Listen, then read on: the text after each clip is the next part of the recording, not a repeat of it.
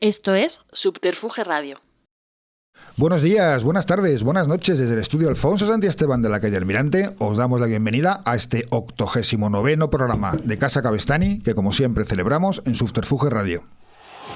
Defensores de Roma, Coliseo, Senado y pueblo romano. Aquí tenemos para todos pan, circo y boogie boogie.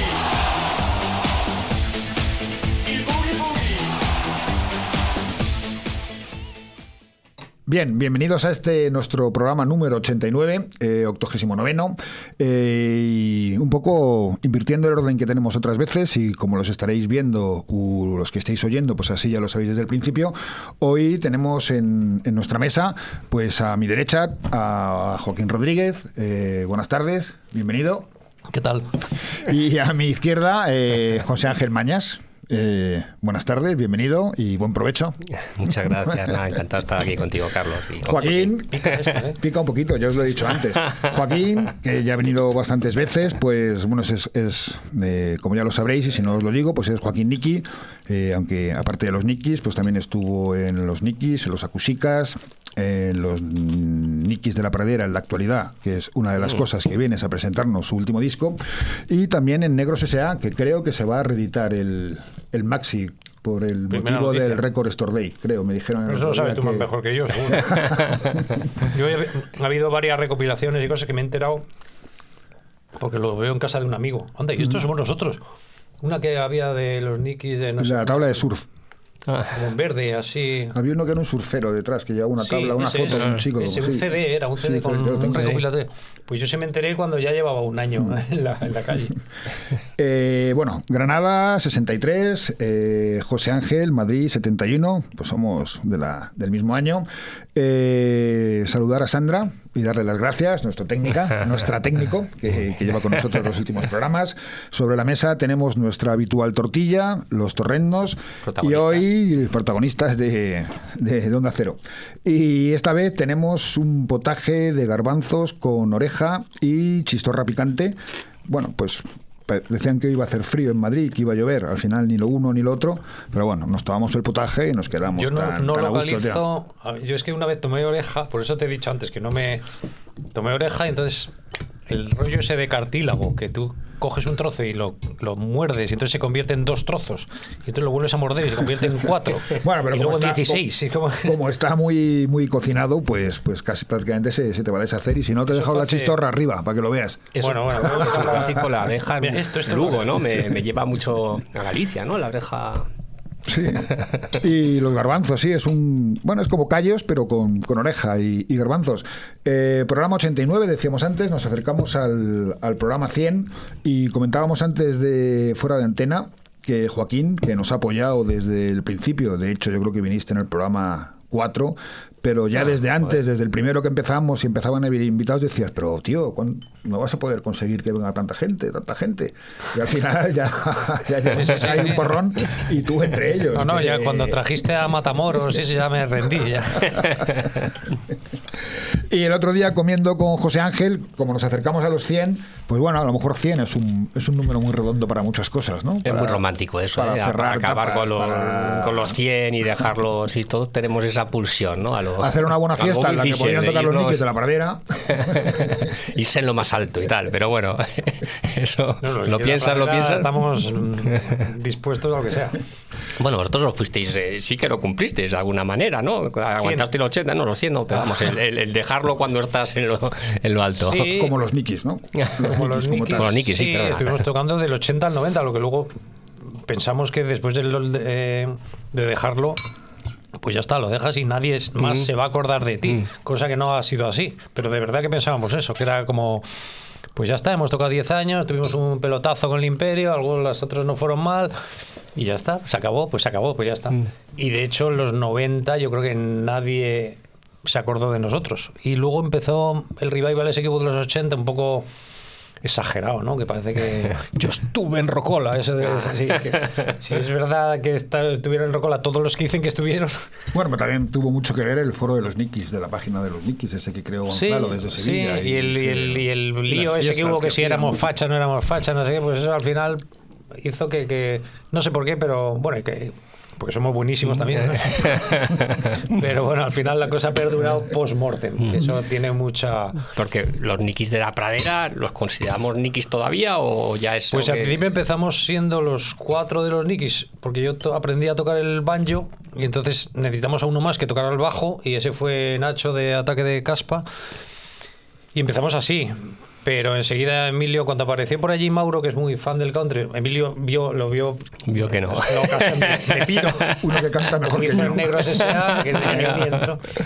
Dijo, me piro, porque a Emilio no le gusta la música y le gusta solo los Nikis y ya está. Y luego Rafa también se ha bajado del burro y hemos cogido a Ricardo, que es el batería de los Ronaldos. Así que ya solo quedamos Arturo y yo, originales.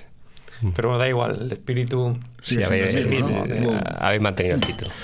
Y bueno, por ir centrando el tema, bueno, pues Joaquín, ya conocéis su carrera como músico, también como escritor, que estuviste aquí presentándonos NPI Ni puta idea de música, estuvimos hablando de él también, y luego aparte de vez en cuando conduces aviones, ¿no? Sí, es como tu trabajo también. Lo que pasa es que el mío es tridimensional. Tú llevas gente por el aire y yo por la carretera. No, tiene gracia porque es como un superhéroe. Tiene su vida como Peter Parker y como Spiderman, ¿no? Tiene 2 vidas que llevan paralelo. Quito el uniforme y saca. Y bueno, para entrar un poco en antecedentes con José Ángel, bueno, es sobradamente conocido, ya has venido aquí varias veces. Viniste una vez a presentar Una vida de bar en bar, donde, bueno, ya anticipabas el tema de las falsas denuncias y de lo que, bueno, situaciones o, por no hablarlo en plata, lo que una mujer puede arruinarle la vida a un tío si se lo propone. Ahora está muy de moda, están saliendo libros, pero tú te adelantaste. Sí, demasiado, yo me adelanto 4 mucho. años, por ejemplo. Luego también estuviste presentando Doctor X con Fernando Capdevila. Efectivamente. Un librazo sobre el Silk Road o el Amazon de las drogas que existe en la dark web, ¿no? En el internet profundo. Luego estuviste con Julio Ruiz. O sea, que has venido ya un porrón de veces. Una con Lenore, hicimos una cosa histórica. Fuimos esa era la de la vida de bar en bar, pero que acabamos hablando de los 90. Acabamos hablando pero bueno, vale.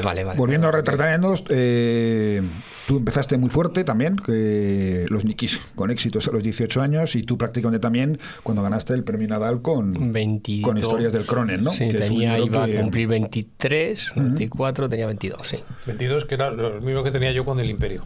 Ajá, pues fíjate, lo hemos hablado antes, un buen punto de partida. El club de los 22, ¿no? Ese es más sano que el de los 27. Mejor, ¿verdad? Pero tiene más éxito los 27, fíjate. De hecho, hace unos años quisimos hacer un programa sobre el Cronen, porque había un proyecto que era la Semana del Cronen en Madrid y tal, y quisimos hacer un programa aquí que al final no se pudo hacer, pero sí le pedí a Joaquín en su día que me grabara un vídeo para hacer contenido para el programa. Entonces lo hablaba Joaquín sin conocer a José Ángel, se han conocido 4 años después, y Joaquín hablaba de Historias del Cronen. Vamos a verlo. A ver qué dije. Hola, mi nombre es Joaquín y sí, leí Historias del Cronen en su momento, que fue hace mucho. Entonces esto es como las películas, que te acuerdas que las has visto, pero no te acuerdas de más, solo te acuerdas si te gustó o no te gustó. Y a mí el Cronen me la leí y sí me gustó, porque me debió gustar bastante, porque luego me leí Mensaca y era una época en la que yo estaba muy liado teniendo niños y no leía casi. O sea que sí, que me gustó, pero que no me acuerdo de nada. Bueno, pues aquí teníamos a Joaquín hablándonos del primer libro que sacó José, que sacó Mañas, y hoy precisamente pues vienes a presentarnos tu último libro, ¿no? Que es sobre el Papa Luna. Uf. Es un poco, le estaba dando un poco vueltas en casa. Este libro es un premio de la Diputación de Castellón, ¿no? Letras del Mediterráneo. Letras del Mediterráneo, o sea que tienes una relación con Levante o con la Comunidad Valenciana, y acabas de ganar este premio, ¿no? Sí. O el galardón. Y tú también tienes un premio, tú también tienes una relación con la Comunidad Valenciana como persona non grata en Benidorm, ¿no? ¿Qué pasó? Cuando sacasteis la canción de hicimos una letra Benidorm a favor de Benidorm y otra en contra, y solo se fijaron Vale. en la que estaba en contra. Sí, nos vetaron en la cadena SER de Alicante, me parece. Entonces, bueno, pues para empezar por José Ángel. Vienes presentándonos el Papa Luna, que Sí. eso. Que cuéntanos cómo es porque tú trabajas. Yo voy alternando. Trabajas la novela. Yo soy en todo terreno la novela. Y luego la divulgación histórica, ¿no? Sí. De alguna manera, bueno, voy alternando entre las novelas realistas, pues novelas como Doctor X, Una vida de Baden-Bar, y luego novelas históricas, ¿no? De divulgación, sí, porque al final son novelizaciones. Normalmente cojo episodios o personajes de historia que me interesan y los recreo. Recreo el momento, recreo la... Y invento poco, por decir así. O sea, quiero decir que el elemento novelesco es mínimo, ¿no? Procuro ceñirme al máximo a lo que se sabe. Hombre, hay casos, por ejemplo, Pelayo, pues que se sabe tan poco que necesariamente pues imaginas, ¿no? Fernán González se sabe un poquito más. Y entonces, bueno, sigue esa línea de estos personajes, de estas novelas que he ido publicando en La Esfera, y bueno, son o bien personajes que tienen mucho nombre pero que no sabes muy bien lo que hicieron. Pelayo, Fernán González, bueno, sí sabe la batalla de Covadonga, arranca Reconquista, y otro supuestamente que no fue así, independizó Castilla y tal, pero tampoco sabes muy bien. El primer conde de Castilla. Sí, el primer conde, sí, ¿no? sí, pero bueno, supuestamente se dice que no llegó a independizar Castilla, o sea, con lo cual no está muy claro, ¿no? O luego, pues por ejemplo, Berenguera, pues es una reina que sobre el papel reinó un día y luego realmente es la tía que está detrás de la unificación, de la unión entre Castilla y León, es muy importante, ¿no? Yo siempre digo que después de Isabel la Católica, la reina más importante de la historia de España.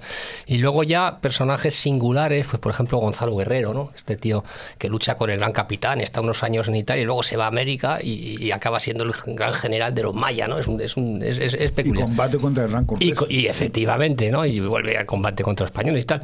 Y entonces forma un poco, va en esa línea. El Papa Luna, hay 4 papas españoles, ¿eh? O sea, ahí están los Borgia, que esos sí que son muy conocidos, que son ya papas renacentistas, salvajes, decadentes, corruptos, valencianos de origen, por cierto, que no tiene nada que ver con lo que he dicho anteriormente, en circunstancias.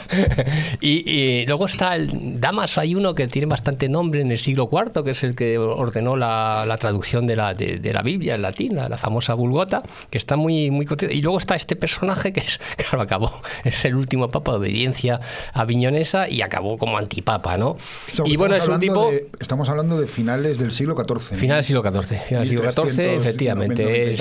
Eso es. Está metido en todo lo que es el gran cisma de Occidente. Que es justo antes de la Reforma, antes de que venga Lutero, pues bueno, ya empiezan eso, es un ambiente de protarreforma. Va a haber 2 papas, uno en Roma, otro en Aviñón. Y digamos que es curioso porque los que más tarde van a ser protestantes apoyan a Roma y los que van a quedarse como católicos aquí apoyan a Aviñón, ¿no? Y bueno, y está este hombre ahí metido y bueno, tiene una historia muy peculiar y acaba en Peñíscola, ¿no? Que ya sabéis todos que habéis ido por la zona. De papas cismáticos, ¿no? Está el Papa Luna, sí, está el Papa Clemente, el Palmar de Troya, ¿no? No, tiene mucho que ver con el tipo de... Sí, es un personaje muy español. Sí, hay grandes individualidades, ¿no? Cuando piensas en el arte, piensas en Goya, en Cervantes, suele ser gente que sale sin ninguna estructura, ¿no? Estoy pensando incluso en Nadal, ¿no? Dice, no sale de una escuela de tenis, o sea, no es un producto de país, no es que haya una estructura, no es que se haya apoyado por el tenis, es un tipo que sale a su bola. Sí. igual, totalmente. Y bueno, y forma parte de esa familia, ¿no? Entonces es un personaje a mí peculiar. Todo esto sale de que en el año 2000 empezaron a salir noticias, no sé si os acordáis, que salía en el Heraldo de Aragón, pero luego se reprodujo esa noticia mucho pues en el mundo, en el país, y llegó hasta medios internacionales. Salió que se había robado en Huesca la calavera de un papa del siglo XIV, ¿no? Entonces yo empecé y había así un par de jóvenes y tal, una cosa como muy peculiar, ¿no? Entonces yo empecé a fijarme, me interesa, y bueno, y era este papa, ¿no? Era Benedicto XIII, y a raíz de ese interés primero, pues bueno, empecé a leer sobre ella, a conectar cosas y bueno, pues y eso, vas a Peñíscola, lo ves ahí, pues entro en mi radar, por decirlo así. Y luego, pues recientemente me llamaron la gente de Letras del Mediterráneo y bueno, es un galardón que lo que tiene que hacer es escribir algo que tenga que ver con Castellón, ¿no? Y ahí es como que se alinean los astros y digo, hostia, joder, a mí siempre me ha gustado este tema del Papa Luna. pegaba muy bien porque era el premio tiene que ver con la novela histórica, ¿no? Eso es, sí, novela histórica. Y bueno, pues después de las anteriores de históricas, pues de Pelayo, Fernán González y Berenguera, pues pegaba muy bien, ¿no? Y bueno, pues quedamos en ello y aquí está el resultado. La novela histórica, la novela de divulgación histórica me gusta mucho, sobre todo también la que haces tú. Y os recomiendo que leáis novela histórica porque es una forma de aprender también, ¿no? Y de ampliar conocimientos y de saber el porqué de las cosas muchas veces, ¿no? Que leyendo una enciclopedia o buscando en internet tú lo has dicho, te va a dar mucha pereza, pero a través de una novela... O vas a unas ruinas, pues bueno, las piedras hablan poco, ¿no? Entonces tú luego tienes, o sea, hombre, a mí el ejemplo más bonito es Yo Claudio, ¿no? Que es una novela, Robert Graves, pero si te interesa el periodo, realmente te explica casi mejor que los libros de historia lo que era la Roma imperial, ¿no? Hay un puñado de emperadores, bueno, muy salvajes, terminando con Calígula, que aparecen ahí, ¿no? Entonces es un complemento a la historia, y a veces, bueno, pues las piedras hablan poco y a veces te apetece imaginar qué es lo que sucedía en esos momentos, y ahí la verdad es que la novela histórica cumple un rol muy bonito, ¿no? Y los ejemplos, pues eso, he hablado de Yo Claudio, pero Bomarzo, por ejemplo, El nombre a Rosa, que te llevan, o sea, Las memorias de Adriano, ¿no? Son las grandes novelas históricas, realmente puedes ir a... ¿no? Ahora mismo estoy pensando hablando de las históricas, o sea, las ¿Tú lees novela histórica? Yo no, yo soy el mejor para juzgarla, porque tuvo el detalle José Ángel de mandármela el otro día, me ha dado tiempo a leer hasta la página 80 por ahí. Y yo soy el menos indicado porque no leo nada de novela histórica. ¿Pero leías sobre la Segunda Guerra Mundial? Sí, ¿no? del siglo XX he leído mucho, sí. Pero no novela, sino, yo qué sé, me interesaba más. Pero aquí tengo que decir que, pues lo he dicho antes a José Ángel, que al principio era como un poco de muchos datos, historia y tal. Pero luego ya la cosa coge carrerilla, empieza una trama y me ha enganchado. La termino seguro, no lo digo por... si solo hubiera leído el primer capítulo, igual es de esas que dices... Pero no, es que el primer capítulo luego hace falta para entender todo lo demás. Entonces, para uno que no le gusta la novela histórica, esto es un piropo. Sacarme un piropo de una novela histórica. Segundo piropo, primero ha sido el del Cronen y ahora... Exacto. Y ahora Cronen, que me debió gustar. Sí. No, y que tiene mucho que ver lo que decimos, que forma parte del paisaje cultural español ahora mismo, ¿no? Al final, y como decía, pues las canciones vuestras, y es que las hemos escuchado. Oye, el Cronen es los 90, tope. O sea, el Cronen es los 90. La definición de los 90. El Dover y el Cronen. Bueno, Joaquín, y una de las la última vez que viniste por aquí, que fue con Mauro y con Erundino, el ganador de Boom, y Óscar, el ganador de Pasapalabra. Óscar, que vino a vernos el otro día en vuestro concierto sí. de la Caracol o de la Sala Villanos, que se llevó 1.800.000 con el rosco. Pues, está... Millonario que viene a vernos. Bueno. Está a la mitad. Luego hablaremos de eso, ¿no? Porque... Y veníais presentando el primer disco, que no tenía nombre, o era Mis amigos han echado a perder. No, el single era Mis amigos han echado a perder, pero no tenía nombre. No se nos ocurrió ninguno. Eso fue hace 2 años. Antes de verano del 24. Sí. Y ahora estamos en el 26, estamos en febrero-marzo del 26, y vienes presentando el segundo disco, como diría Ordovás, recién aterrizado desde Moscú. Vienes presentando Llorica, que es el segundo disco de los Nikis de la Pradera. Sí, que sale con el volcán, o ha salido con el volcán, ¿no? Es buenísimo, como el primero. Y nada, si acaso tiene un porrón de canciones, 15, al igual que el primero, porque con el COVID nos dio por componer a Mauro y a mí, y tenemos que darle salida a todas las canciones que hicimos. Pero en este hay es un poco distinto, porque el otro es más cartesiano del country, ¿no? Este es un poco más, ¿no? ¿Tú lo has oído? Muchas veces. Muy bien. Pero que no es variamos de estilo por ahí. Sí, incluso hay canciones más rápidas, ¿no? O más lentas, no sé, hay de todo. Llorica es como una balada de Elvis Presley, y luego hay otras que son, no sé, hay muchos tipos de canción en el disco. Este disco habéis tardado 2 años, pero ya lo teníais compuesto prácticamente antes. Sí, hemos tardado 2 años. Lo que pasa es que entre medias ha ido Rafa, ha venido Ricardo, que es... ha tenido Ricardo que aprender las canciones antes de la presentación, pero bueno, Ricardo es un máquina total. Bueno, tú le conoces. Entonces tocó en los Ronaldos y es más fácil decir los grupos donde no ha tocado Ricardo que los que ha tocado. Ha tocado en millones de grupos, entonces cualquier estilo, cualquier cosa que haga, lo hace bien. Hombre, conservando el prenombre de los Nikis, aunque sean de La Pradera, son letras de los Nikis, porque tú hacías las letras de los Nikis y, sí, ahí y con las eso haces ahora, pero con otro tipo de música, otro tipo de melodía, ¿no? Sí, me hace un poco gracia, la verdad es que me da igual, o sea, no me quita el sueño, pero hay un grupo en Facebook de los Nikis que hay como 5.000 personas metidas, no sé cuánto, que es como el típico, pues a lo mejor te pasa a ti con el Cronen o con Mensaka, ¿no? Que son talibanes de lo que hiciste en el año no sé qué y punto. De los demás no quieren saber nada, ¿no?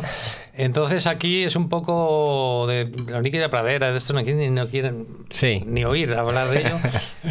Pero claro, dices, pero si las letras las he hecho yo, son como las de los Nikis, son 30 letras más ahí entre este disco y el otro, y los acúsicas igual. Que teníamos 3 CDs, había ahí 60 letras, yo que sé cuántas en total hicimos. Bueno, hice, porque las letras las hacía yo. Entonces, las letras, intentando ser objetivo sobre mis propias letras, pues si te gustan las de los Nikis, estas son parecidas. O sea, no te digo que sean buenísimas ni malísimas, pero son del mismo estilo. Hombre, no son para bailar poco, pero sí para bailar una plaza de Reaza, en un festival, son ¿no? más curradas que las de los Nikis, porque están hechas muchas veces para canciones de otro tío. Te fuiste a por tabaco y yo me lo creí. Es filosofía incluso. Y entonces pues eso pero da igual, o sea, está la gente que se ancla. A mí no me gusta eso, como Herba cuando les piden canciones del primer disco, pues tantos ejemplos hay, o yo que sé, o Dover cuando hizo las aventuras que hicieron con la música de baile, que estuvieron fenomenal, o Amparo cuando hizo New Day, que tiene un pedazo de canciones. Pero está el típico fan talibán que yo no te digo que te tenga que gustar, pero escúchalo por lo menos, no sé. Eso yo creo que Bob Dylan ya lo resolvió, ¿no? Nunca encanta. Exacto. Y bueno, pero vamos, que nosotros a estas alturas nos da igual lo que piense la gente, pero vamos, de hecho si no nos diera igual, o sea, hacer un grupo country es la prueba de que te da igual todo, porque hacer un grupo country en España es suicida total, eso está clarísimo. No hay una escena de grupos country. Sabes que vamos a llenar el fan house con la lengua afuera. El otro día metimos a 300 y pico en la Sala Villanos, que fue los primeros sorprendidos fuimos nosotros. Bueno, en el Huercasa, que es el único festival country que hay en España, pero tuviste aceptación. Sí, la gente bailaba con el sombrero y eso. Claro, eso es lo que te comentaba que podíais hacer en vuestros conciertos. Ya, algunas canciones, hacer un baile para que sean menos lineales. No sé. Ya que no se baila poco. Es que yo creo que el mundo ese que está muy de moda, aunque que yo me he enterado ahora que está muy de moda, del baile country, que se junta la gente. Es verdad, que se pone en línea, ¿no? Se pone en línea, con sombrero y tal. Realmente debería estar mezclado con lo nuestro, pero no lo está. Están por un lado los grupos y por otro lado los que bailan. Y en el Huercasa, pues ahí se juntan, pero realmente el Huercasa es un festival de grupos americanos. Nosotros ahí nos metimos por mira, un grupo español, como un espécimen raro, ¿no? Pero no hay una escena country en España. Pero bueno, da igual, a mí es que nos da igual. O sea que los dos tenéis un punto muy en común, tanto tú como autor de letras como tú autor de libros, que es pillar una idea y desarrollarla, ¿no? Hace poco, cuando estuvo Sabino Méndez aquí, él decía, yo me considero escritor. O sea, él no se considera autor de canciones, dice, yo me considero escritor. No... Es una composición, sí. Bueno, a mí es curioso, porque yo yo a veces pienso que si yo hubiese sabido dibujar, por ejemplo, creo que no me habría... no me hubiese desarrollado de la misma manera, pero creo que la pulsión creativa la habría satisfecho. Es decir, que yo lo que me interesa es eso que imaginas, eso que está por encima de las palabras. Luego, con el tiempo, pues vas aprendiendo a escribir. Es que eso comentábamos, ¿no? Que al principio vosotros no sabíais tocar. Bueno, yo tampoco sabía escribir, porque al principio no sabes, aprendes con el tiempo, ¿no? Y creo que hubiese... O sea, no me hubiese faltado nada. O sea, para mí es un medio para expresar una necesidad creativa que tienes de imaginar otros mundos, ¿no? Y luego me pasa igual lo que ha dicho un poquito Joaquín, que tienes que experimentar y tienes que salir un poco de la casilla. Yo también tengo esos talibanes de la época de los 90, del Crone, Mensaca, etcétera, que como que no quieren saber nada de lo que has hecho después, ¿no? Yo sí que es verdad que a diferencia, o sea, vosotros tenéis la capacidad de montar nuevas bandas y cambiáis de nombre, creo que es importante, ¿no? Los Acúsicas no son los Nikis. Entonces, aquí, por ejemplo, claro, los Nikis de la Pradera, pero incluso los Nikis de la Pradera me da la impresión de que no es los Nikis. O sea, a mí me dice los Nikis de la Pradera, claro, no, las letras sí, un poco de los Nikis. No, es verdad, pero no hay algo que ni siquiera lo identifico, ¿no? Y bueno, yo llegué a pensar, por ejemplo, cambiar de nombre para el registro histórico, decir, bueno, porque es tan diferente del realista, pero bueno, no sé, no lo hice al principio y ya no lo hago, pero bueno, es por otra parte, luego siempre por debajo, claro, al final es siempre música y son experiencias creativas y tienes que desarrollar esa creatividad que tienes de alguna manera.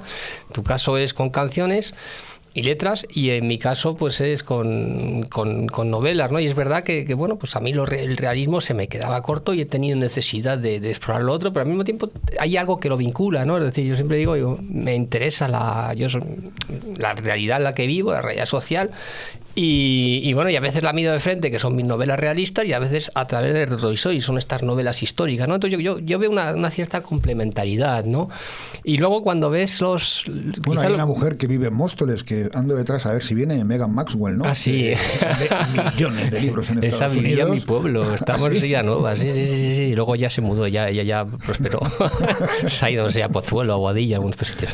Y sí, no, ella vende, ella ha cogido es la línea, la novela romántica, y sí, es espectacular su éxito. Poveda, que el otro día hablamos de él. Sí, no, y que tiene mucho mérito, ¿no? El decir que no quiere saber nada del mundo editorial, que funciona por libre a su manera. ¿Para qué te necesito yo a ti, no? Efectivamente, sí. Bueno, ya te digo, esto en todo caso son registros. Yo creo que todo el mundo comparte al final esa pulsión creativa, ¿no? Hay algo que necesitas, que yo creo que la vida se te queda corta y necesitas compensar, satisfacer de alguna manera esa necesidad. Sí, mi caso. Yo soy un inquieto, entonces... Pues, desde que te conozco te has puesto con la fotografía, también. Con el piragüismo, a hacer discos. Como el hámster con la rueda. Ya de por sí lo de los aviones tiene su aquel. Es que te dejan luego tiempo, o sea, cuando vas a volar estás 3 días que no paras y tal, pero luego estás 2 o 3 días un miércoles y un jueves sin nada que hacer, entonces pues eso es lo bueno que tiene. Pero en mi caso, lo que hablabais antes, para mí el cuello de botella es el tema, o sea, de qué coño hago yo la enésima letra, porque, y supongo que con las novelas pasa igual, también yo la novela está...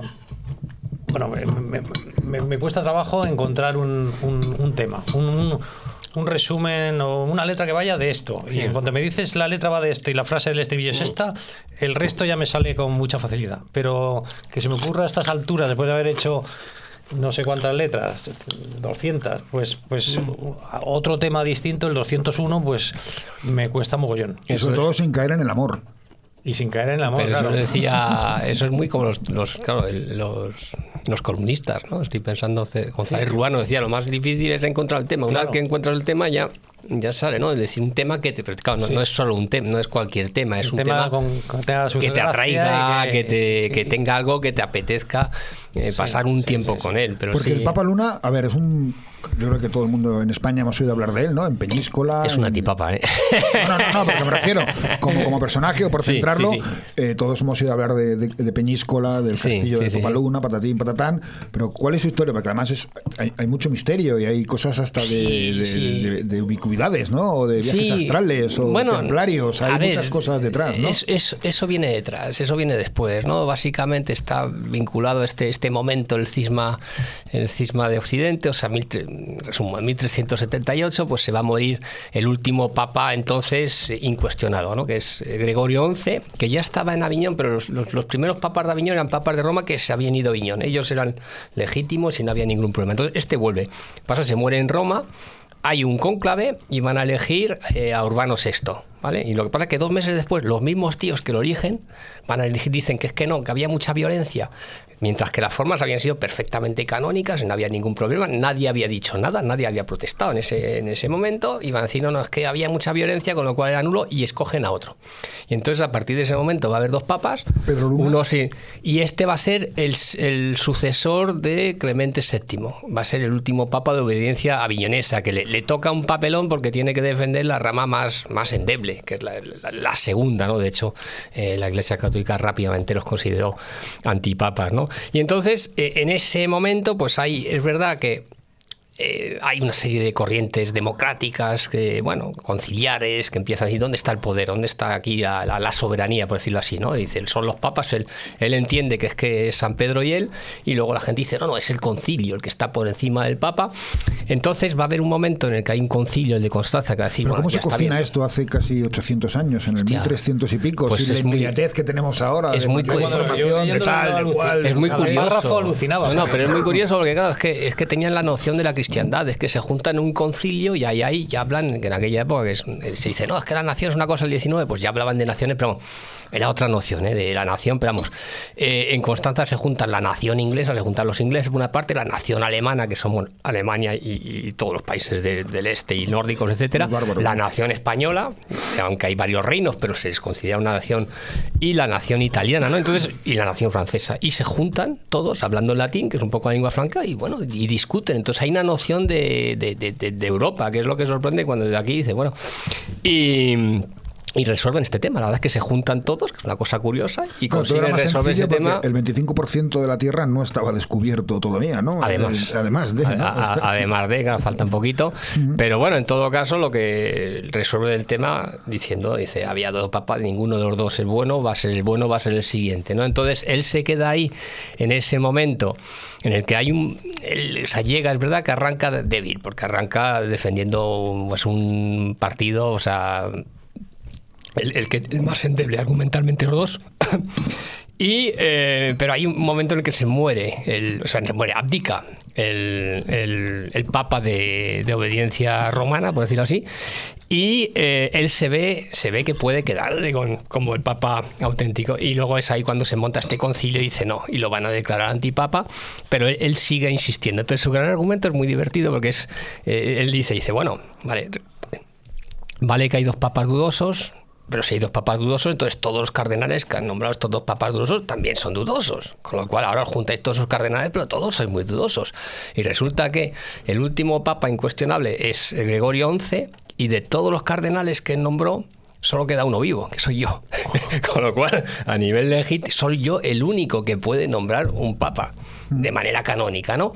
Entonces él se obstina en ese argumento, que es un argumento, por una parte, es bonito, es muy fino, nunca se refutó, pero es un argumento, claro, él ya ha perdido, como la línea aviñonesa pierde, ¿vale? Y luego él se inventa esto, pero no le hacen ni caso. Entonces tira, y es ahí donde, sobre pretexto de eso, él siempre reivindica, viene la expresión esta de seguir sus 13, que viene de Benito XIII, porque era un aragonés, era un tío... Que el tío es terco, y no sabía que venía de ahí la frase. No, de ahí viene la frase de seguir en sus 13, y bueno, no hay manera, o sea, lo intentan asesinar, o sea, con 95 años, está en Peñíscola. Esta es toda la historia que está ya vinculada en Peñíscola, donde él ya se enroca, se encierra, y bueno, y es curioso que ahí sí entra, esto lo mencionaba Javier Sierra, ¿no? Que le gustan mucho estos rollos esotéricos, que efectivamente a partir de ahí, claro, si tú lo consideras así, la legitimidad canónica la vehicula él, pues claro, porque hay papas lunistas papas después, ¿no? Hay un Clemente VIII y hay un Benedicto XIV que va por ahí, y luego parece que hay una línea subterránea que llega hasta nuestros días de gente que se va pasando esa legitimidad y que consideran que ellos son los auténticos papas, y que aquel papa que salió de Constanza y Martín V, y que a partir de ahí la Iglesia Católica considera que esa línea es efectivamente la dark web. La dark web de los papas, ¿no?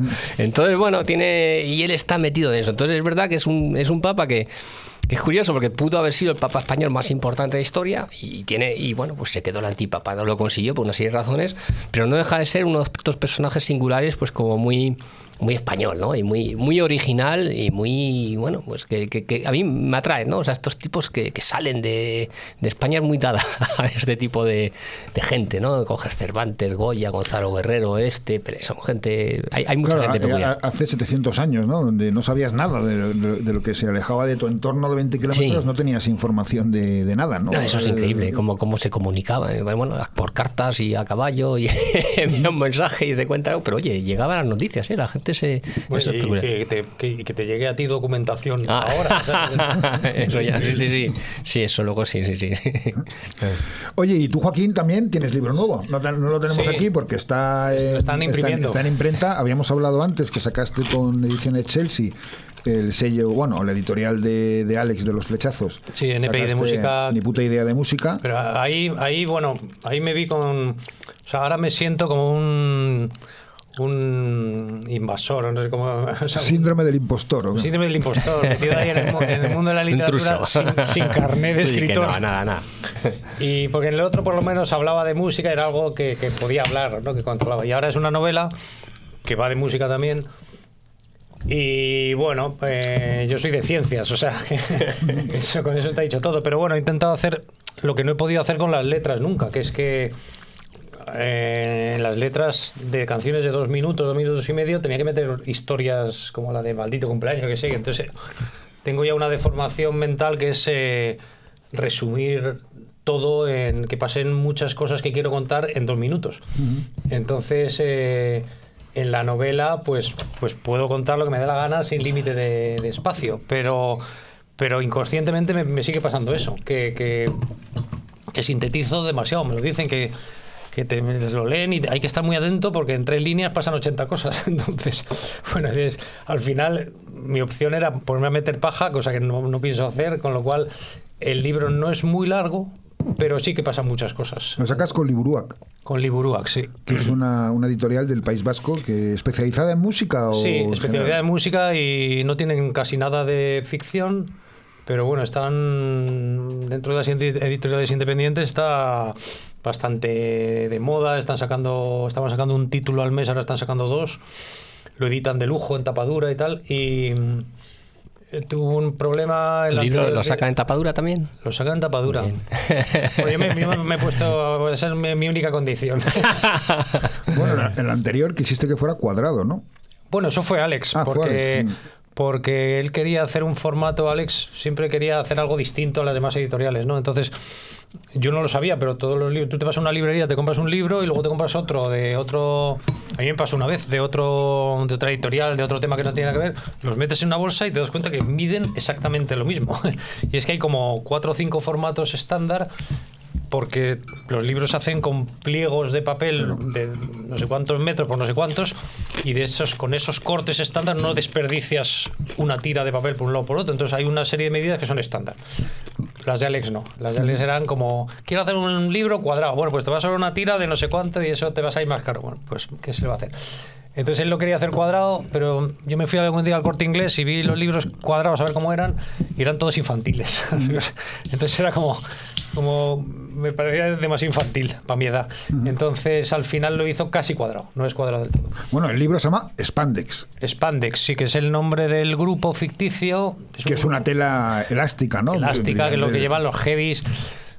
Bueno, esto es un heavy. Suena a Spandau Ballet, Sí. Es como el típico pantalón elástico que llevan los heavies.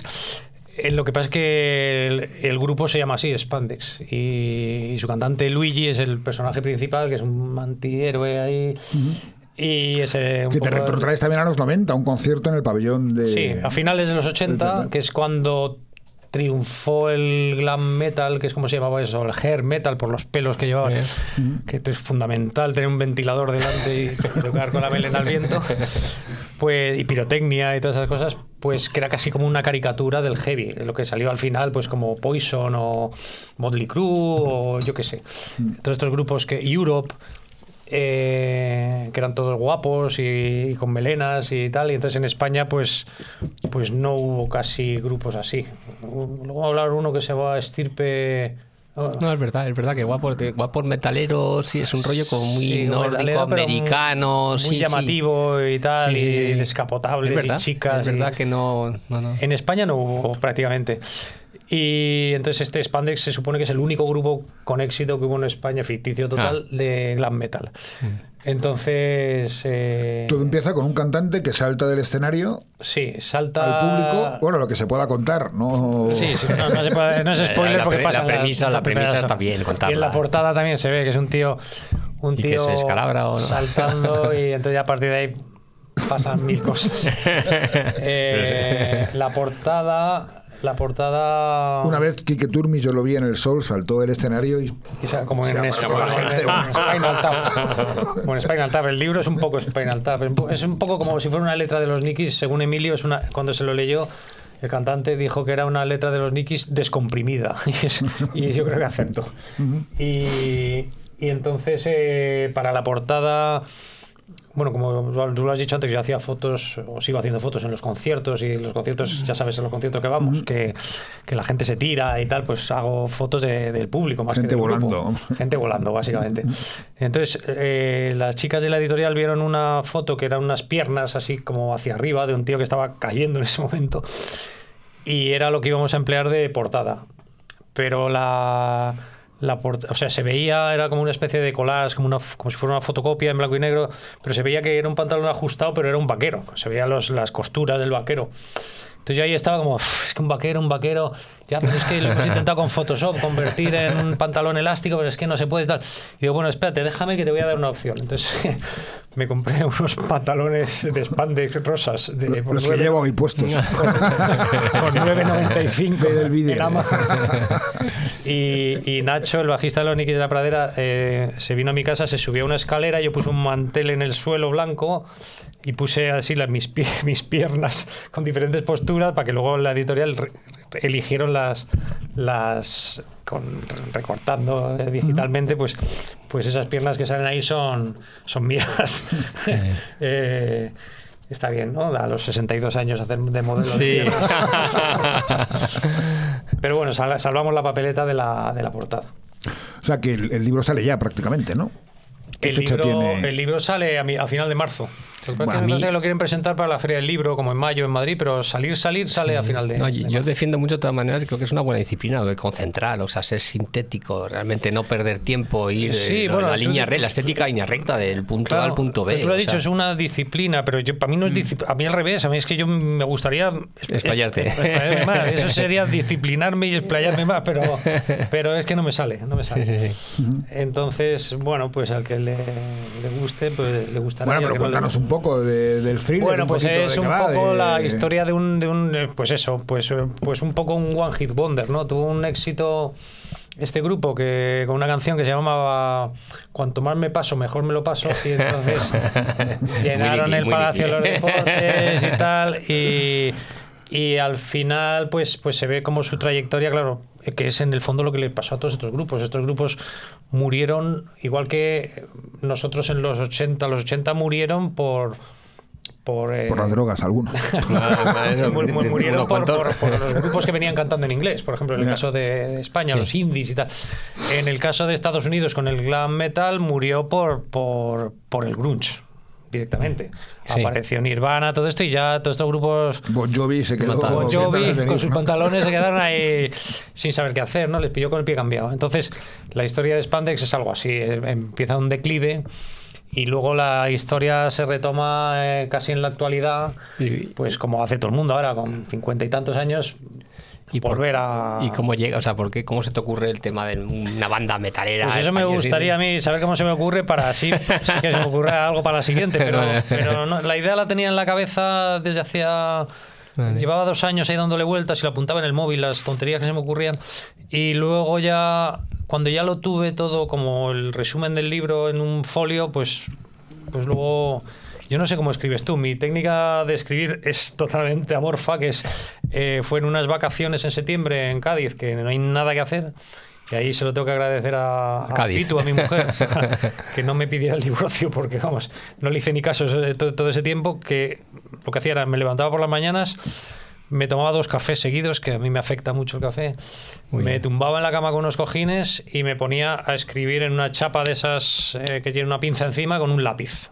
No porque luego el lápiz, porque luego se puede borrar con la goma, pero al final escribía y tachaba y después de una especie de receta de médico así grande, pues lo pasaba al iPad dictándolo. Y yo decía, entonces tal, y lo dictaba. Es una técnica un poco rara. Bueno, no, dictar no está mal, ¿eh? El problema de dictar es que luego hay muchas erratas que son muy difíciles de pillar. Porque, por ejemplo, dices, vamos a almorzar, y entonces tú le dices a Siri, vamos a almorzar, y entonces él pone, vamos a almorzar, y te falta la A. Entonces alguien que lo lee del tirón no lo ve, y yo me lo he leído, y luego te les encuentran y dicen, falta la A, y dices, joder, lo he leído, he pasado por aquí 80 veces y no me he dado cuenta. Es el peligro del dictado. Por lo demás es muy cómodo. Y además al dictarlo ya haces como una pequeña primera criba de correcciones y tal. Y... que es algún lenguaje moralizante, que es, o sea, no es pedante, o sea, que sí que también tiene... Sí, a mí me gusta, mi estilo de escribir es el contrario al de Sabino Méndez. Le conocí el otro día y me cayó muy bien. Pero es justo lo contrario, o al de Eddie Clavo, que también son otro que ha estado por aquí, que son mucho más ilustrados que yo, buscan adjetivos que yo me acuerdo de un libro de Eddie. Sí, parece Matías Prats hablando al principio, de Camino Soria, creo. Empiezas a leer y parecía Matías Prats. Tenías que sacar un diccionario al lado.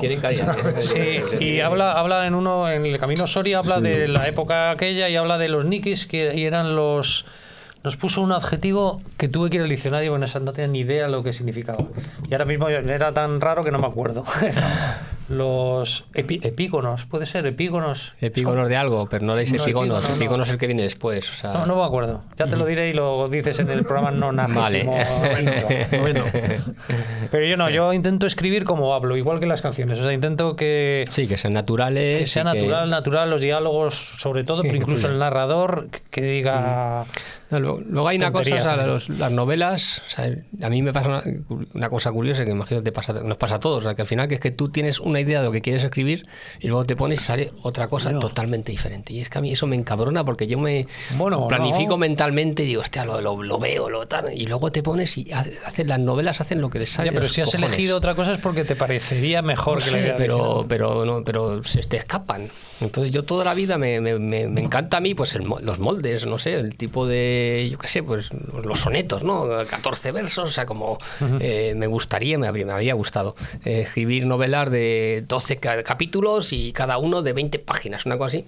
Imposible, o sea, yo no hay manera, no, cada una sale de su padre y su madre y yo desde luego no las controlo y entonces me intento, o sea, es que yo hago esquemas y conceptualizo y marco lo que pienso que va a suceder y luego te pones y sale lo que les sale, no sé. O sea, tú cuando te has puesto lo que tú has ejecutado respondía a lo que tenías en mente. Bueno, vamos a ver, a mí lo mío es humorístico. Sí, o sea, es como la letra de los Nick, no es que sea humorístico, pero es como cafre, sí. ¿no? Entonces, una vez que tenía la idea, que es como si fuera la estructura de la armadura del libro, pues luego ya rellenarlo con palabras no me cuesta porque yo... O sea, esa página, lo que sale, esa página realmente... Sí, luego he añadido cosas, pero básicamente es lo que pasa porque toda la novela gira un poco en torno al final. Entonces tiene que cuadrar todo para que encaje con el final, en mi caso. Pero también lo que he visto es que las novelas humorísticas o con cierto humor... no vale solo humor, o sea, tiene que, al final solo humor aburre, a la página 25 ya está diciendo... Tiene que tener una estructura. Tiene que tener una estructura, una trama. Sí, una trama. A mí yo reconozco anatómica en este caso, ¿no? Sí. me gusta mucho el que comentabas tú antes, el de lo mejor que le puede pasar a un croissant. Sí, que Speitia, ¿cómo se llama? Pablo, sí, un catalán, no me acuerdo. Sí, que luego desapareció y tal. Novela, la época de Lengua de Trapo. Sí, Pablo Tusset, puede ser. Sí. Y era muy divertido. Y esa novela está muy bien, porque es que es muy graciosa, pero es que tiene una trama. Tiene una trama y pasan cosas. Y es una voz también, o sea, es una atmósfera. Sí, Entonces, evidentemente. Yo he intentado un poco que no sea solo decir paridas. Eso. Pero lo que sí que se me da bien es, una vez que tengo la estructura, ya rellenarlo con paridas. Eso es mi especialidad, que es lo que hago con las letras. Entonces, y eso es porque me he criado con... Tú conoces a mis amigos, estamos todo el rato diciendo tonterías, da igual la edad que tengamos. Yo los conozco desde los 15 años y cuando hablamos da igual, aunque estemos en un funeral. O sea, si se nos ocurre una tontería sobre una cosa que vemos, la soltamos. Sí. Pero al final tienes que tener como vas una canción, o sea, una secuencia de acordes, ¿no? Luego, o sea, hay un mínimo orden, luego puede hacer ruido, puede estar, pero la base tiene que tener, o sea, todo. Yo creo que... Pero a mí yo creo que eso en mi larga experiencia como novelista, eso que te ha pasado a ti no me pasa. No me pasa. Ha salido como con la estructura que pensé en un principio. Pues yo vamos, para mí es siempre una enorme frustración. O sea, que las cosas que yo concibo, o sea, pues por ejemplo, esta misma empecé, yo pensaba que esto iba a ser Memorias de un antipapa y me veía pues como Adriano, la memoria de Adriano, o sea, como con el tío, un viejo en Peñíscola, jodido, recordando lo que había sucedido. Y no me tiraba, y de repente empezó a salir el sobrino que es Rodrigo, y digo, y cambié el narrador. Entonces a medio camino me encuentro con que una idea que yo... Lo de Rodrigo no está pensado. No estaba previsto. Y de repente y me empezó a funcionar. Tuviste que reescribir. Tuve que reescribir. Claro. Entonces me empezó a funcionar a partir de ese cambio, pero que me cagué en todos los muertos de este Papaluna, del siguiente. Porque claro, me obligaba a un esfuerzo bestial y me pasa mucho. O sea, de tener una idea primera... Y luego de repente darte cuenta que es que esto no funciona, entonces claro, tienes que tirar por donde funciona. Pero incluso, porque tú supongo que te pondrás a escribir, yo no he llegado al final, pero ya sabrás lo que... No, eso sí. O sea, por contra, sí, eso es Dickens, o sea, tú tienes que tener a dónde vas, luego ya puedes dar vueltas, pero sí, lo primero tienes que tener una anécdota final, que es la base de... Eso es lo primero que... Eso sí, o sea, es que si no sí que te pierdes y ya te puedes perder. O sea, que si una vez que sabes a dónde vas, luego ya hay varias maneras de alcanzar el objetivo. Pero si no sabes a dónde vas... hay esto es como los cuadros, o sea, hay quien Ingres, pues le ves que conceptualiza los volúmenes y los respeta más o menos, y luego ves que Miró pues empieza a hacer unos dibujitos aquí en la esquina y tira para adelante, pero también le funciona, que también de cada cabeza, y hay gente que no, Javier Marías pues va a su... Es decir, hay quien todo esto de si vas con brújula o con mapa o que no sé qué, a mí es que me parece evidente que desde luego el final has de tenerlo.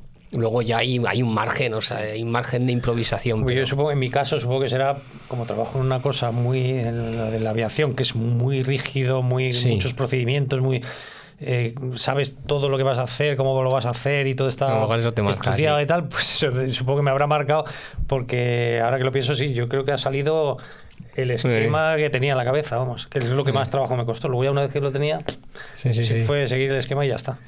Pero bueno, es como si vas a volar a un aeropuerto, y luego, a ver, tienes un margen, hay vientos, hay no sé qué, puedes variar. El trabajo es muy poco creativo, afortunadamente, para el pasajero. Para los pasajeros, ¿no?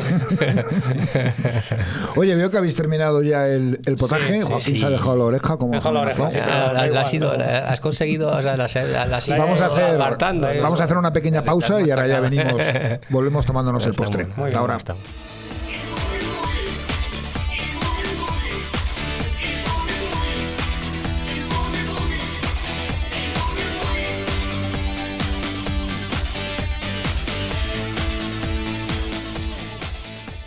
Bien, pues ya estamos aquí de vuelta. He de reconocer que durante la primera parte no hemos probado la tortilla y ahora aquí en este impasse pues hemos dado un viajecillo. Hemos dado cuenta. Ha desaparecido. Ya estamos aquí con el postre, que esta vez pues vuelven a ser unos pastelitos de Viana Capellanes, que seguro que están muy ricos. Y bueno, ya estamos en la parte final del programa. Pero vamos a comentar algún tema. El single que habéis sacado en vuestro disco es Llorica. ¿Llorar está de moda? Llorar ya no es de cobardes, ¿no? Sí, ahora que que todo el mundo El otro día, exponer tus Pantomima debilidades. Full, el último que sacó el Sí. viernes pasado, lloro. Entrevistaban a Mitch, que estuvo aquí, el actor También, de lloraba. Romería. ¿La otra vez que has llorado ayer? No, anteayer. Yo lloro también bastante. No sé, todos somos Realmente, muy llorones, ¿no? Ujú, pero es mucho más triste que todo eso, porque, o sea, podría ser una reivindicación del hombre que ahora se atreve a llorar. No. Hicimos Llorica porque, como Mauro y yo habíamos estado en los Acusicas, queríamos una canción que acabara en Ica. Entonces, y ese es todo el misterio. Y porque nos gustan las palabras que son como de niños, ¿no? Los Acusicas, los Lloricas.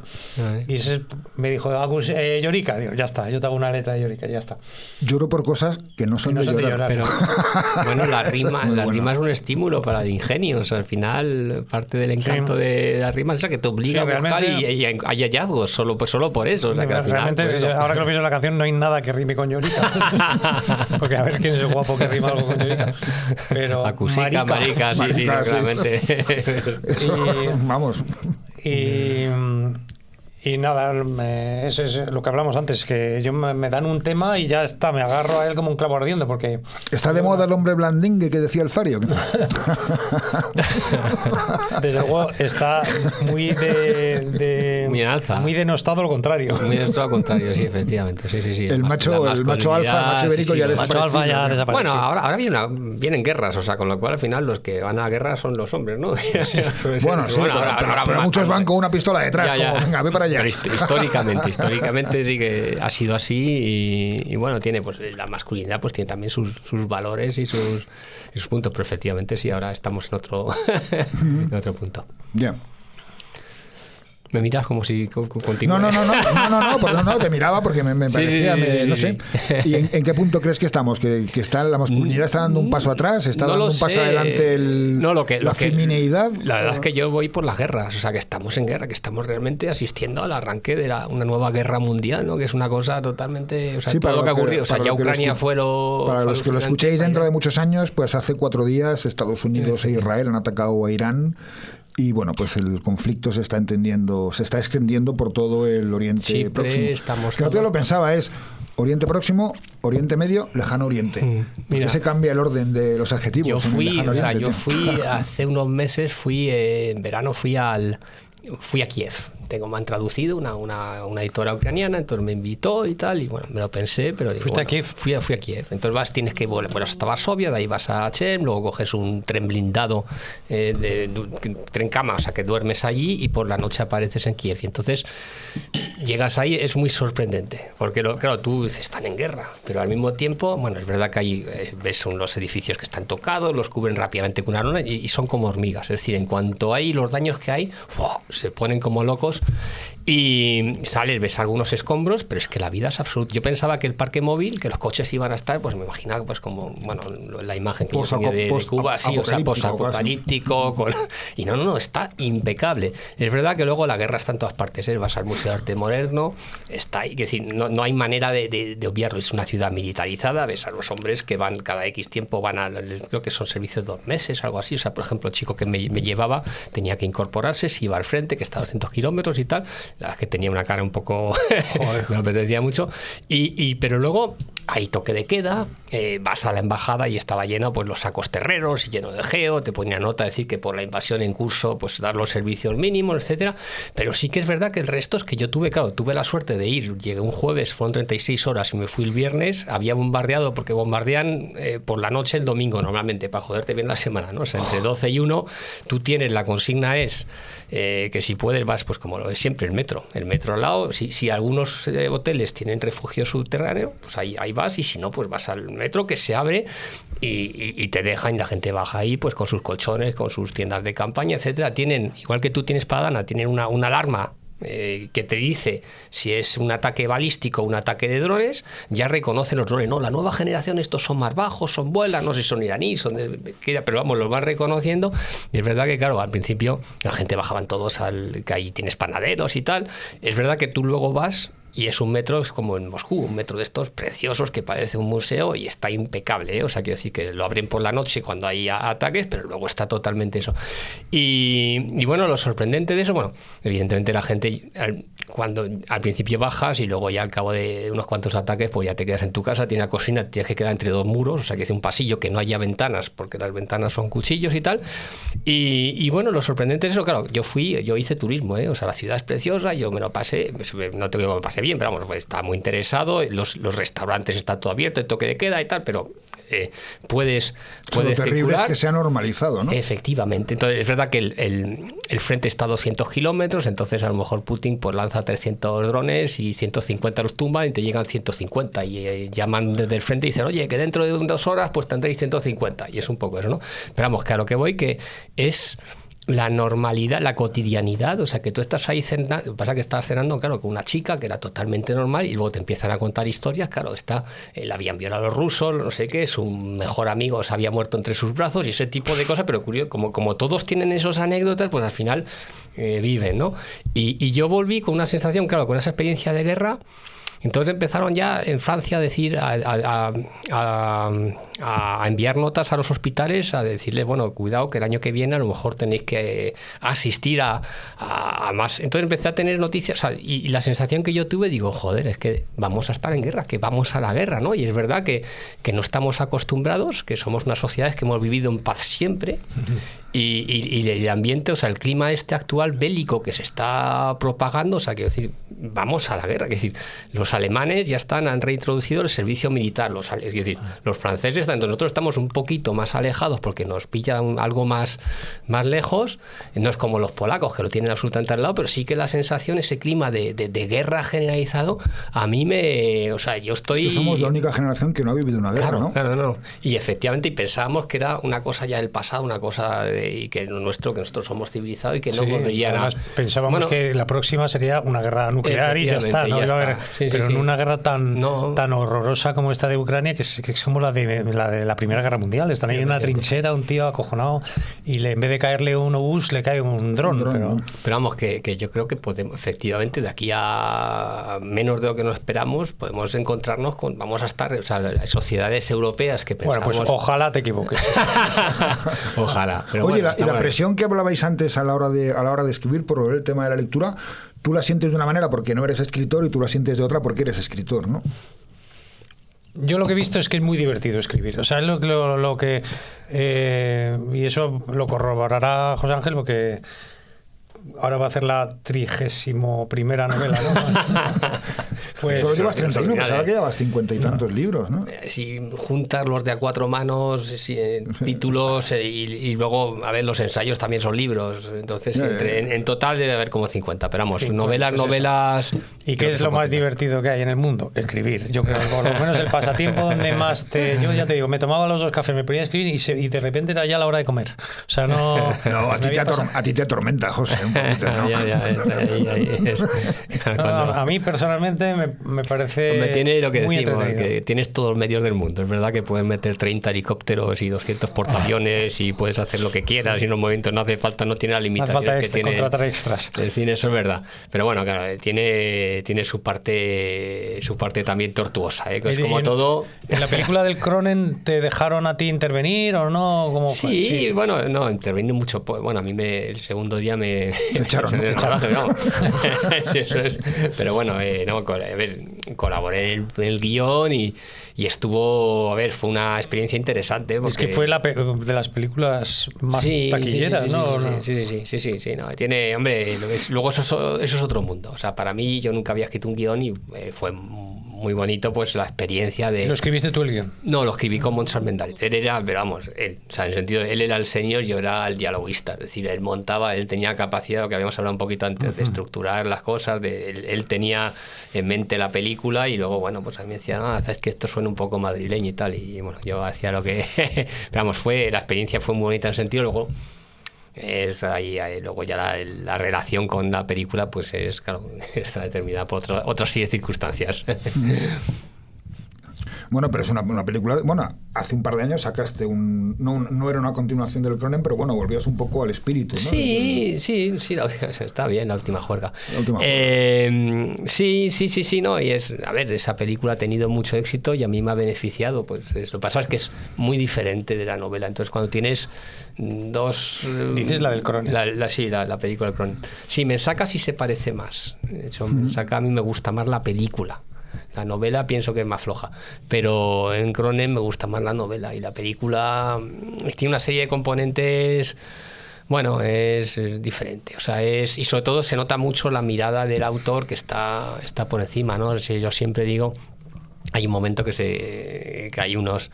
recuerdo una chica, yo creo que se murió, que era Diana Gálvez, creo que se acercó a Moncho y le preguntó, y dice, bueno, es que no acabo de entender mi personaje, no lo siento, Moncho, y dice, una chica normal, ponte un poquito más a la izquierda y no me descuadres aquí el plano, pero quiere decir mucho, quiere decir que realmente la visión es muy de entomólogo, muy de arriba abajo, muy no hay una conexión emocional, ¿no? Y yo creo que eso se nota. Entonces, quiero decir, es totalmente... Entonces, como son tan diferentes, pero bueno, ahí está. Él lo visualiza, tú lo tienes en la mente, ¿no? Sí, entonces es otro rollo, pero ¿no? bueno, pero un director también notas cuando hay cariño y cuando... O sea, no, yo creo que esas cosas... En Mensaka sí lo tenía. Por ejemplo, Salvador García se nota que le gusta, y fíjate, ahí el casting a mí me encanta. Estaba ahí Willy Toledo, estaba Gustavo Salmerón, estaba Lula, o sea, estaba ahí, ¿cómo se llama? María Estevez.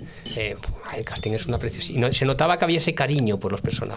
Y lo otro no, se notaba que eran bichos, no te salgas de cuadro, pon la cabeza.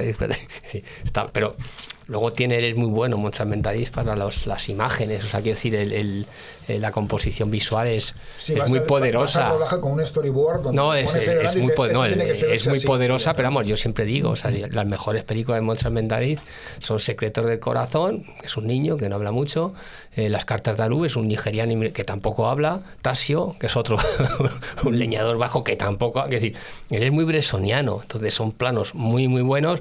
Entonces, ¿qué pasa? Que mi novela es muy verbal. Entonces es casi, no te digo que sea Woody Allen, pero vamos, es decir, la novela, los diálogos tarantinescos, o sea, que decir, de dos tíos que se sientan a una mesa, pues aquí como nosotros, y comemos y estamos hablando de lo divino y de humano. Entonces, claro, no tiene nada que ver, o sea, las estéticas son muy diferentes. Uno tiene unos diálogos funcionales que hacen avanzar la acción, que están ceñidos a eso, y lo otro son diálogos mucho más libres, ¿no? Entonces, meterlo uno en lo otro cuesta, ¿no? Entonces, el resultado son dos productos muy diferentes que llevan el mismo título, pero que no son homónimos, pero no tienen... El espíritu es muy y sobre todo, para mí la gran traición es que Cronen realmente recrea una época y todo está preciso, ¿no? Todo es exacto y a nivel visual pues no era tan difícil poner las camisetas adecuadas y realmente recrear lo que era el momento, no era tan y no lo hicieron, pero además conscientemente, ¿no? Buscaban una cosa más atemporal, más universal, no sé muy bien,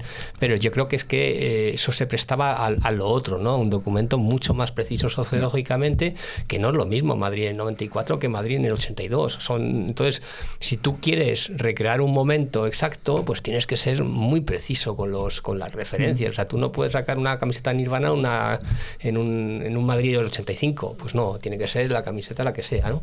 Bueno, pero ahora estamos con los enigmas del Papaluna. El Cronen es otra cosa. El Cronen ya tuvo su éxito y lo sigue teniendo, y me imagino que también te llegarán reportes de las veces que se ve en televisión. Yo hace poco la vi en la tele, no sé en qué plataforma estaba y me la volví a ver. Oye, y por ir rebotando, ¿inteligencia artificial sí o no para escribir? Yo no, a mí me han pillado, lo escribí hace 2 años. Hace 2 años no había inteligencia artificial. Ha sido el año pasado, ¿no? Cuando empezó. Lo que sí que hice fue pasarle un resumen del libro a ChatGPT para preguntarle. Yo estaba escéptico con la inteligencia artificial. Para preguntarle ideas para una posible segunda parte. Y entonces, pum, en un momento me presentó 13 ideas, de las cuales 11 eran abominables. Pero una no estaba mal y otra, claro, como supongo que con las canciones estas que dicen ahora que hacen con inteligencia artificial, pues a lo mejor de 30 te sale una que dices, bueno, pues esta tiene un paso y la puedes modificar, yo qué sé. Pero eso no es pecado, ¿no? Es una herramienta. Que no es pecado, ¿no? A ver, hay escritores que están en plan puritano, es decir, hay un manifiesto que circula por ahí en plan de nunca utilizaré la inteligencia artificial, no sé, yo creo que tampoco es una herramienta más. O sea, esto es como por ejemplo, a la hora de documentarte, ¿no es un adelanto? ¿O es mejor ir buscando legajos? Le pides cosas, bueno, es muy poco fiable. Pero bueno, quiero decir que pedirle una descripción de un ballestero genovés en el siglo XV, si te da los elementos, pues te ahorra tiempo. Yo lo veo así, o sea, con lo histórico, con lo histórico. Entonces es una herramienta que hay que ir a aprender poco a poco a usarla, pero bueno, que yo tengo un amigo que está loco con esto y ya se ha empezado a promptear y dice, no, es que le hace novelas en 10 segundos, dice novelas, y me dice, tengo 300 novelas, y digo, vale, perfecto, no Antonio, nada, vamos. claro, efectivamente, y es lo que digo yo, mira, dame una, y yo y convenzo a un editor, y no pasa nada, y es la mejor novela, y la pongo encima, y el editor nos va a publicar 3.000 libros, si los tienes aquí en esta habitación, ¿y ahora qué?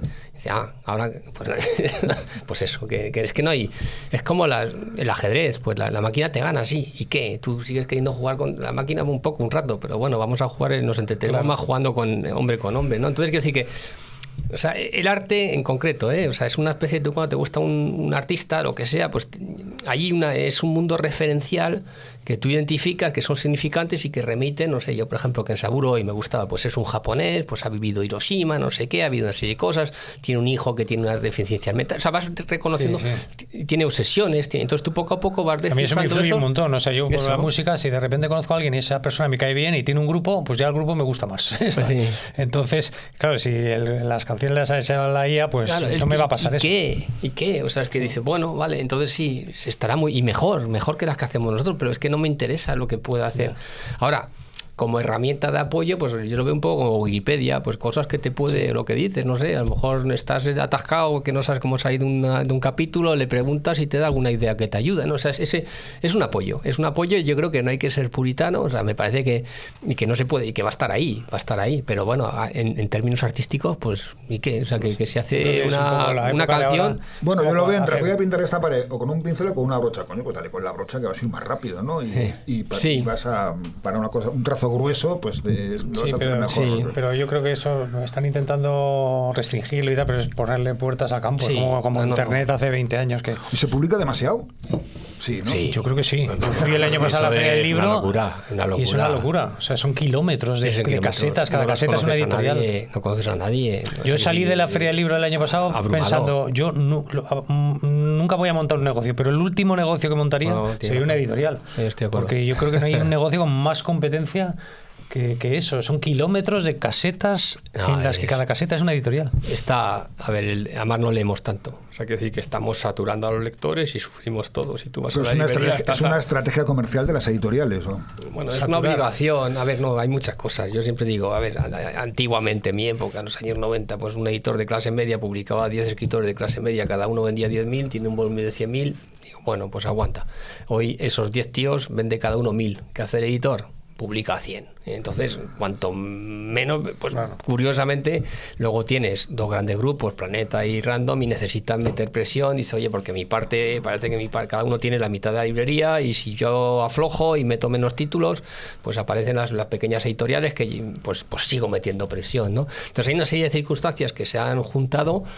Ahora también es muy fácil publicarte un libro, el objeto físicamente, tú te lo autopublicas perfectamente, con lo cual todo el mundo puede escribir, ¿no? Y luego el elemento legitimador, que en mi época pues los grandes premios eran las oposiciones a escritor, entonces tú ganabas el Nadal y bueno, o que al final y ya entrabas y eso te daba el carnet de escritor. Ahora es que esos premios te los dan cuando ya has tenido éxito, ¿no? O sea, cuando comimos, me decías antes, el Nadal te daba a conocer. El Nadal te daba a conocer. El Nadal es un reconocimiento a lo que has vendido, ¿no? Efectivamente. Ahora a lo que David Duclés ha triunfado con la península esta de las casas vacías y el Nadal viene después, ¿no? Es un poco al revés, antes era otro... Pero bueno, cosas así, o sea, muchas cosas que se han juntado y para mí el resultado es una crisis tremenda que todo el mundo, a ver, los libreros... Es que un libro que les llega, si no se mueve en 2 semanas, se muere. Están saturados bajo presión. O sea, es muy difícil y no hay espacio, no hay literalmente espacio. Los libros mueren muy rápido. Entonces, claro, luego las editoriales, como no saben nunca, y eso, la magia del asunto es que no se sabe qué es lo que va a funcionar, afortunadamente, y eso está muy bien. Entonces siembran, dice, bueno, y cuando dices, Planeta publica miles, no sé cuántos miles, dice, bueno, que se empieza a mover aquel que lleva, y entonces ya lo apoyan. Yo creo que La sombra del viento llevaba vendidos 20.000 o 30.000 cuando se dieron, de Ruiz Zafón, cuando se dieron cuenta de que existía, y entonces ya lo empiezan a, pero vamos, que decir, entonces dice, bueno, lo sueltas. Como también se ha uberizado todo mucho, en el sentido que ahora antes las editoriales se preocupaban de la promoción y de muchas más cosas, ahora, hombre, yo tengo una jefa de prensa, pero ya es como, wow, es un lujo, pero vamos, trabaja así. Una carrera, claro. Pero básicamente dan por hecho que el autor se autopromociona y que sí, yo te coloco los libros y tú ya te mueves y si no se mueve es cosa tuya. Eso antes no era así, o sea, a lo mejor era lo contrario. Entonces todo eso hace... Pues lo que dice Joaquín, o sea, y las sensaciones que tú vas, estamos todos abrumados. Y además es que eso es malo para todos, para los lectores, para los libros. Estaríamos todos de acuerdo en que se regulase y todos estaríamos de acuerdo. Yo renunciaría a muchas publicaciones para que mis libros publico menos, pero que estén más tiempo, que les preste más atención. Y eso estaríamos todos de acuerdo en esto, libreros, editores, escritores, lectores.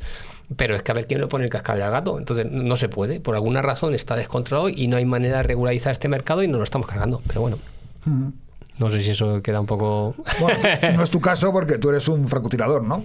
Yo soy un outsider. Yo soy el síndrome del impostor. Yo no... De la parte editorial, luego la verdad yo cuento con ventaja y es que no vivo de esto, entonces, ni de la música, entonces lo mío es un hobby total, como jugar al ping pong. Entonces, pues que vendo 100 libros o vendo 1000 me da un poco igual, la verdad. Entonces eso está bien porque también puedo escribir las tonterías que se me ocurran, las pongo y ya está, me da igual las consecuencias. Así que en ese sentido yo encantado. Es una libertad que tienes. O sea, ahora se juega mucho con las ediciones, ¿no? 5ª edición, 8ª edición, ¿pero bueno, cuántos has sacado? ¿500? ¿100? Claro, 4.000? Claro, cuéntame, claro. Hay muy pocos libros que lleguen a 1000. No, efectivamente, sí, en su época, claro, a mí, o sea, en los años 90 se hacían tiradas fácilmente 10.000, que si eran ediciones fuertes. Ahora sí, si se te tiran 500.000, entonces multiplicas, no es lo mismo, ¿no? Ya. Estoy pensando, no sé cuánto la ha vendido David Duclés, pero creo que puede tener 30.000. 400.000, ¿no? No, ¿tanto? Sí, 300 y pico mil, 400.000. ¿Ha llegado? Sí. Pero vamos a ver, vale. Entonces no digo nada. No, pues es un caso excepcional. Porque lo normal, ahora mismo los éxitos no suelen ser tan, quiero decir, Panza de burro, ¿no? Que es una novela que a mí me gustó mucho, ese tipo, o sea, que decir, eran novelas que ha tenido un éxito, pero bueno, son esa novela hace 20 años habría vendido 10 veces más, por ejemplo. Tengo la sensación, o sea, ese tipo de... Luego ya, eso ya no lo sé, no estoy, o sea, habría que ver las cifras. Muy bien, pues nada, oye, ¿habéis estado a gusto? Sí, hombre. Joaquín, José, hemos ¿lo habéis conocido bien, al final, después de los 90? Sí. A mí me tiene ganado, porque cuando yo me entero que alguien es fan de los Nikis ya me han ganado por goleada desde el principio, o sea que... ¿Qué te iba a decir? El disco, pues que la gente se lo compre, ¿no? O que lo escuchen en Spotify. Si da la casualidad de que tocáis en su ciudad, que no va a pasar. Vamos a tocar donde nos llamen, pero vamos, luego somos 5 burgueses, o sea que estamos limitados por nuestros trabajos y tal. Pero vamos, nosotros le sacamos el disco que nos divierte hacerlo, lo tocamos que nos divierte tocarlo, ensayar nos divierte y luego que se vendan muchos o pocos, pues... Vamos pensando en el programa 100. Eso es, sí, yo lo veo. Segundo semestre del año. Y tú, José Ángel, ahora te lanzas a la promo del libro, ¿no? Sí. Pues ahí sigo. Lo que pasa es que ya alterno ya este ruedo que según estoy promocionando esto, ya estoy escribiendo el siguiente. Entonces, a mí se me va a juntar la promo del disco con la siguiente. Te estás aficionando a escribir a 4 manos, ¿no? Eso también sí estoy haciendo. Bueno, queda por ver que funcione. Pero vamos, es un proyecto con Iñaki Domínguez a 4 manos. En el Madrid 80 que se cuenta a Joaquín, ¿no? Es una cosa de... Bueno, un thriller, un asesinato muy clásico, ¿no? Pero pero en el mundo en el Malasaña de aquella época, en la noche madrileña de principios de los 80, ¿no? Entonces, bueno, arranca con una tía que se está cambiando en una cabina, ¿no? Que viene a casa de sus padres, que no se atreve. Un clásico, vamos, un clásico. Y se le aparece una sombra ahí, está lloviendo a cántaros y bueno, va a acabar mal esa mujer, esa niña, esa chica, tiene 17, y nada, resulta que el asesino es alguien que luego tiene un rollo morboso que le gusta mucho. Los muerde, ¿no? Pero se puede decir muerde, ¿no? Entonces, bueno, se acaba vinculando con Lobo Hombre en París y tal, una cosita así muy curiosa, o sea, muy pegada en... Iñaki muerde, tío. Iñaki muerde, ¿verdad? Es idea suya, ¿eh? Yo digo, bueno, como dice, no, muerde a sus víctimas. Y yo ya vi que Iñaki tiene una relación con los muertos así muy, muy peculiar. Y nada, y como él es muy, ya sabéis, es muy hay poca gente que conozca todo lo que ha sucedido en Madrid en los últimos 20 o 30 años, porque a base de conoce a todo el mundo, todos los macarras y todos los... Y de la mano de los delincuentes. Y de la mano de los delincuentes, efectivamente, llega a Panamá, o sea, es una de las voces más singulares que han salido, o sea, que realmente en el mundo... lo que hace, claro, es no ficción, pero bueno, son libros, literario. Y nada, y él nos gustaba el tema de los 80 y entonces revisitar el Madrid 80, con lo cual lo que he dicho a Joaquín, dice, se van a salir los Nikis, está ya... Bueno. Vais a salir, tío. Por fin. Con unos años. Bueno, ya unos años menos, ¿no? Clavo, ya me acordaré del adjetivo que puse. Oye, pues a los que no sé, recomendaos encarecidamente que leáis el Enigma del Papaluna, el nuevo libro de Mañas, de José Ángel, que escuchéis a los Nikis de la Pradera y en 15 días estará en la calle ya Spandex. Sí. Que es tu último libro, otro thriller. Premio Planeta y Nadal a la vez. Pero tapa dura, que hoy en día... Eso es a mí lo único que me importa es la tapa dura. Además, ahora en breve, en 3 semanas, empieza la Semana Santa y es un buen producto para llevarse en la maleta o en la bolsa de viaje y leerlo muy tranquilamente. Claro que sí. Os recomiendo, porque a mí me gusta mucho la novela de divulgación histórica, que os aficionéis a ella y tenéis en José un buen exponente de ello, ¿no? Sí. Y en la novela satírico-musical, pues, es una pena que en EPI de música no se haya reeditado, ¿no? O decía Alex que sí. A lo mejor lo reeditaba Alex, sí, pues se hicieron 1000 copias que se vendieron, luego se hicieron 700 más que se vendieron, que para una editorial pequeña está muy bien. Y iba a hacer una tirada de 500, ahora que está ya súper agotado. Ojalá, no sé. Eso ya no depende de mí. ¿En EPI son memorias o son...? Ni puta idea. No, es un manual. No, sí, es lo que esperamos, pero como no lo he leído, vale. A ver si sale, sí. Muy bien. Pues nada, muchas gracias por haber venido. Muchas gracias por lo que nos habéis estado viendo, escuchando. Muchas gracias a Sandra por su apoyo. Sandra. Y nos vemos en el próximo programa. Chao. Hasta la próxima. Chao.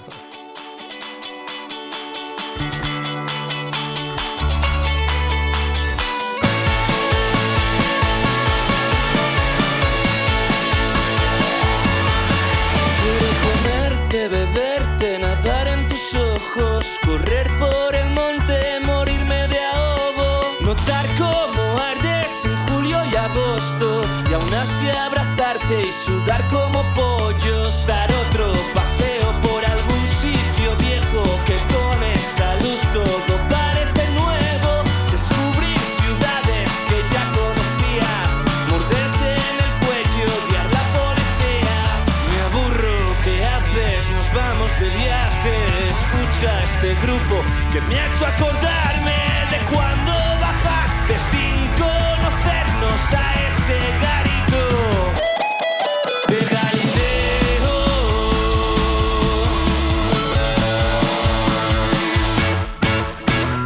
Tengo tantos planes para llevarte, pero de Roma ir al mundo grande. Quiero que vengas a pasearme, que me hables de cosas que sean flipantes.